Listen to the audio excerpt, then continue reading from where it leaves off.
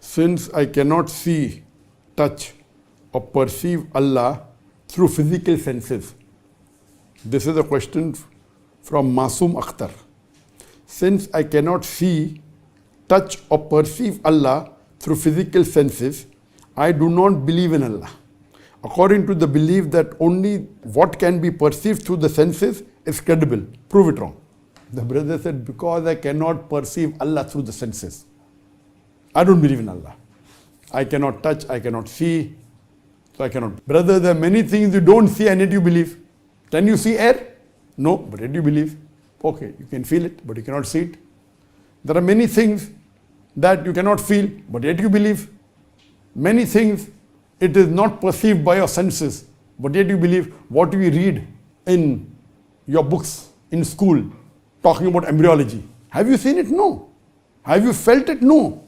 It's only reading. Then you use your brain. What do? You use the grey matter God has given you, and then you analyze whether it's true or wrong, whether it's true or false. You cannot. Like what you read about embryology. You have not gone in the womb. You have not seen a microscope. But you use your senses, your God-given computer, your brain, and then you say, this embryology, I cannot go and see in the microscope. I have not seen. I'm doing my medical study, but I believe in it. Correct? So there are certain things that is called as, don't talk about five senses, something like the grey matter God has given you. Correct? So it's not only touch, feel, smell and sight and hearing. Not only these five things. There's something called as intelligence also, which you have missed. So besides the physical senses of sight, of touch, of smell, of hearing and feeling, there's something called as intelligence. I do agree with you. If with your intelligence you cannot perceive God, then don't believe in God. Correct? But you forgot besides the five physical senses, there's something like intelligence. So here, if you hear my talk on is the Quran God's word, I have given examples that yes, you cannot see God, because that is the quality of Allah subhanahu wa ta'ala. Can you see God? No. Can you smell God? No. Can you hear God? No. Can you experience God? Yes. Can you analyze with your intelligence? Yes.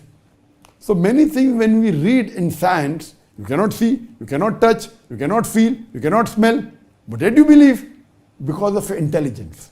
We do certain tests and then we analyze. So similarly, for knowing Allah subhanahu wa ta'ala, I have given a talk on is the Quran God's word. And there, with the help of the Quran, I have scientifically proved the existence of Allah subhanahu wa ta'ala. And I have said that, okay, there are many people who believe in false God because the definition of God is wrong.